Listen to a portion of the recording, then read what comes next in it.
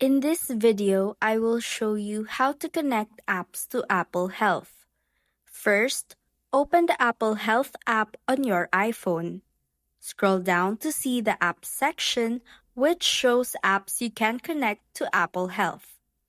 For example, let's use Waterlogged. Tap on it, then download the app if you haven't already. Once it's installed, tap Open.